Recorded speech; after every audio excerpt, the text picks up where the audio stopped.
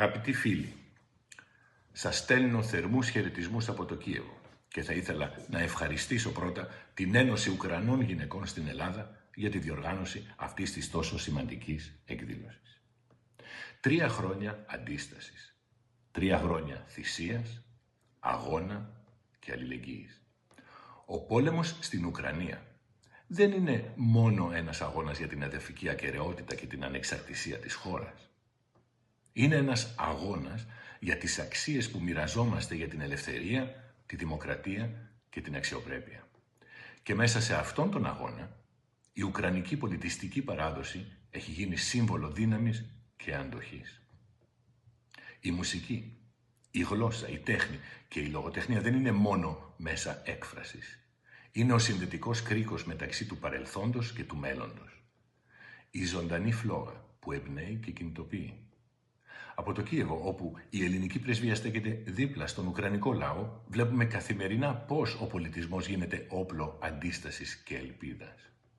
Η Ελλάδα και η Ουκρανία μοιράζονται ένα κοινό όραμα, μια ελεύθερη και ειρηνική Ευρώπη, όπου η πολιτιστική ταυτότητα κάθε λαού γίνεται δύναμη ενότητας και προόδου.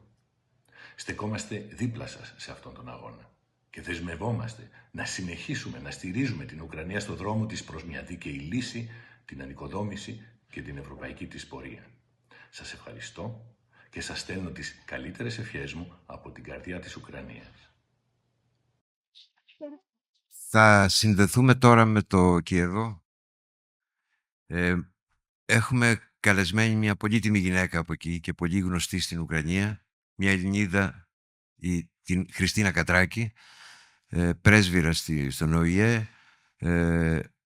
Ο πατέρας της, ο μεγάλος Λήπτης Κατράκης, είναι αυτό που θα ξέρετε όλοι, το κεντρικό άγαλμα στην πλατεία Μεϊντάν, το άγαλμα της Ανεξαρτησίας.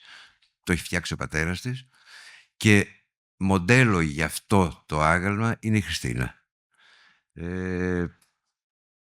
Ναι, την έχουμε. Ναι, καλησπέρα σας. Με βλέπετε, με ακούτε? Σε ακούμε, Χριστίνα, μισό λεπτό γιατί δεν έχουμε την εικόνα. Έχω διαλέξει το βίντεο. Οκ, είναι εντάξει. Έγινε. Καλησπέρα σας, Έλληνες. Όπως έχετε πει, ξέρετε όλα για μένα, ότι είμαι πρέσβυρας του Ενωμένης Έθνης και επιμελήτρια κέντρου του UNESCO. Έχω γράφει όλα στα ελληνικά εδώ για να διαβάζω, για να είμαστε γρήγοροι, γιατί εμείς εδώ δουλεύουμε μέχρι 11, γιατί ξεκινάει το martial law στο Κιέβο και πρέπει να φύγουμε. Μένουμε μέσα σε πόλεμο. Δεν είναι Αθήνα. Με ξενυχτιά. Δυστυχώς. Αλλά πρώτα απ' όλα είμαι μια Ελληνίδα. Αυτό θέλω να σας πω. Με ρίζες και από την Κρήτη. Σόι μου είναι Μάνος Κατράκης, μήπως ξέρετε αυτό το όνομα μεγάλο. Και από τη Μαριούπολη επίσης, γιατί ο προπάπους μου ήρθε στη Μαριούπολη για να φέρει ελληνική καλλιτερία σε 1920 τότε, όταν ξεκίνησε η ελληνική κίνηση. Έτσι. Θα ήθελα σήμερα να σας πω λίγο για τη ελληνική Ουκρανία, για όποια μήπως δεν έχετε ακούσει ακόμα ή μήπως ξεχάσετε εντελώς. Έχουμε ακούσει πολύ ωραία ιστορία, έτσι, μυθολογική, αρχαία, εθνική, έτσι, αλλά αυτά είναι για κάτι που γινόταν πολύ παλιά, πολύ πριν, έτσι. Εγώ θέλω να σας πω κάτι φρέσκο, πιο φρέσκο. Ξέρετε ότι η ελευθερία της Ελλάδας ξεκίνησε στην Ουκρανία, ξεκίνησε στην Οδυσσό με φιλική εταιρεία. Οπότε η ελευθερία της Ελλάδας χρωστάμε σε Ουκρανία. Έτσι το νιώθω σαν Ελληνίδα και έτσι το νιώθω σαν Ελληνίδα που τώρα και 3 χρόνια είμαι Ελληνοαμερικάνα, αλλά έχω διαλέξει και μένω εδώ με το μικρό παιδί και η οικογένεια μου για να βοηθήσω τους Έλληνες στην Ουκρανία, σε πόλεμο. Οπότε θέλω να σας πω για ελληνική Ουκρανία. Αυτά αφήρω στη μνήμη του πόλεμου. 3 χρόνια σήμερα. Σαν μία τρομαγμένη στιγμή, σαν ένας τεράστιος εφιάλτης. Όλα αυτά γινόταν έτσι, το θυμάμαι, αυτή τη νύχτα. Θέλω να σας πω ότι είναι πολύ δύσκολο για μένα, γιατί έχω PhD σε ιστορία και τέχνη, να βλέπω τώρα πώς η τρομακτική ιστορία του Δεύτερου Πόλεμου γυρνάει, αλλά τώρα με ακόμα μεγαλύτερο κίνδυνο. Σαν δεν έχουμε μάθει τίποτα από την ιστορία. Σαν ακόμα δεν έχουμε καταλάβει ότι η ιστορία της Ουκρανίας είναι και η ιστορία της Ελλάδας επίσης.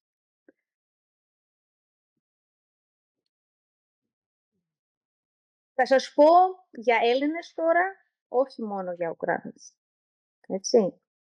Σαν έχουμε ξεχάσει ότι μας έχουν διώξει από τα σπίτια μας και τα χωράφια μας με όμορφα σταφύλια και κήπους στη Κριμαία, που ήταν παλιά ταυρίδα από 9 μέχρι 8 αιώνου πριν Χριστού, έτσι, ελληνική χώρα, και μας έχουν πετάξει σαν τα ζώα σε στέπα, που ήταν σχεδόν σαν κρύο έρημο τότε, του Ντονέτσκ. Αυτά έχει κάνει η βασίλισσα της Ρώσιας τότε, Κατερίνα. Μιλάμε για αυτή τη ιστορία.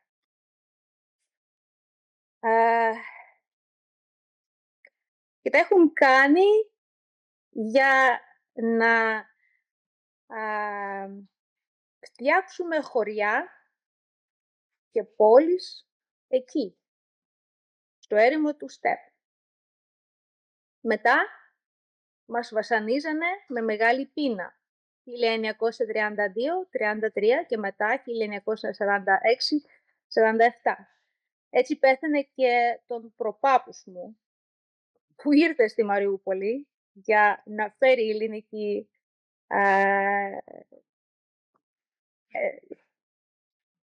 κουλτούρα κλπ. Ο Γιάννης Γρηγόρης Κατράκης. Γιάννης Γαβρίλη Κατράκης.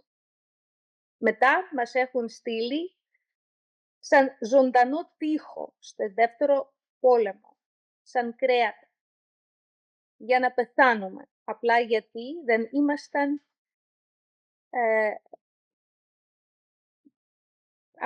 απλά γιατί δεν μας πίστευε ο κράτος, έτσι, δεν μας πίστευε ο Σοβιετικός κράτος και Στάλιν. Ήμασταν Έλληνες, ήμασταν ξένοι.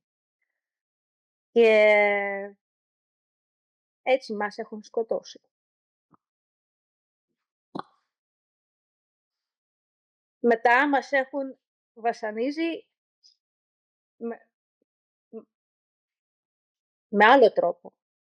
Ήρθανε μέσα σε νύχτα με φορτηγά και τρένα, μας έχουν στείλει μέσα σε νύχτα στο έρημο του Καζαχστάν για να φτιάξουν πόλεις μέσα σε έρημο ή στο Γούλακ, στη Σιβηρία, εκεί, όπως και στο Στέπ του Ντονέτσκ, πέθανε και άλλα μισά του Έλληνες, από κρύο, ζέστη, δίψα, πείνα και αρρώστια.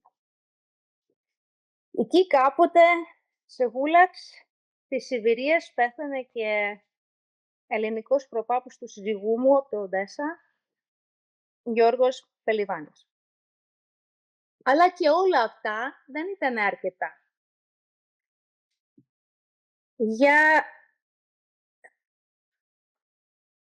Γιατί έχουμε ζει ακόμα. Έχουμε ζει ακόμα. Λίγοι, αλλά έχουμε παραμένει.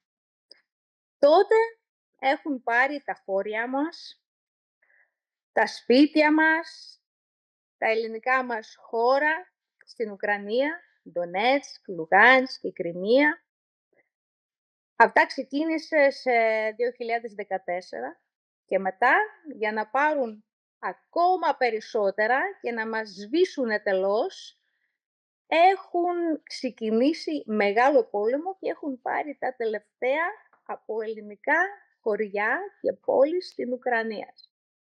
Μαριούπολη, Μελιτόπολη, Μπερντιάνσκ, Χερσόνη, Χερσονέσος, η Νέικα τώρα έχει πει μυθολογική ιστορία για αυτή τη χώρα. Εγώ τώρα δεν βλέπω κάθε μέρα, εγώ τώρα εδώ βλέπω κάθε μέρα πώς πεθάνουν οι καλύτεροι από Έλληνες. Τα παιδιά που πολεμάει στο Ουκρανικό στρατό για τη ελληνική χώρια τους, ελληνικής πόλης τους, που έχουν χάσει. Ή μήπως για τη ελληνική μνήμη που εμείς ξεχνάμε. Ή για το ελληνικό όνειρο, ελευθερία ή θάνατο. Απλά για να δουν τα σπίτια τους ξανά. Εγώ τώρα και 11 χρόνια δεν μπορώ να πηγαίνω σε τάφος του παππού και προπάπου μου για Πάσχα, γιατί από 2014 το χωριό μας έχουν πάρει οι Ρώσοι. Έχουν κάψει όλα τα πατρικά χαρτιά, φωτογραφίες, το σπίτι, η μνήκα, για να σβήσουν οι Έλληνες από την ιστορία εντελώς. Και όλα αυτά που σας έχω πει έχουν κάνει ήδη Ρώσοι.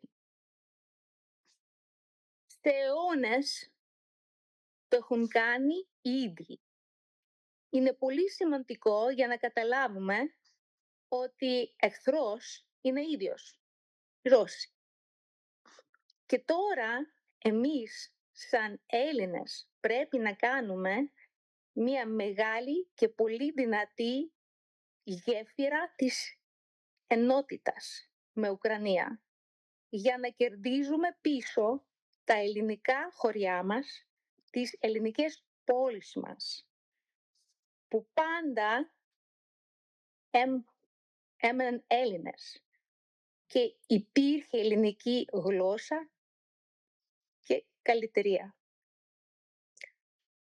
Άμα θα πέσει κάτω τώρα, μετά από 3 χρόνια πόλεμου η Ουκρανία, θα πέσει και η Ευρώπη και η Ελλάδα μαζί της. Οπότε η μοίρα της Ελλάδας είναι τώρα με Ουκρανία. Εγώ πιστεύω σε αυτά που παλιά έχει γεννηθεί στη αρχαία Ελλάδα. Φως της δημοκρατίας, ελευθερίας, γνώσης και καταρχάς θάρρος. Πιστεύω ότι ζει ακόμη όλα αυτά σε καρδιά και ψυχή του κάθε Έλληνα. Ζήτω Ελλάς, ζήτω Ουκρανία.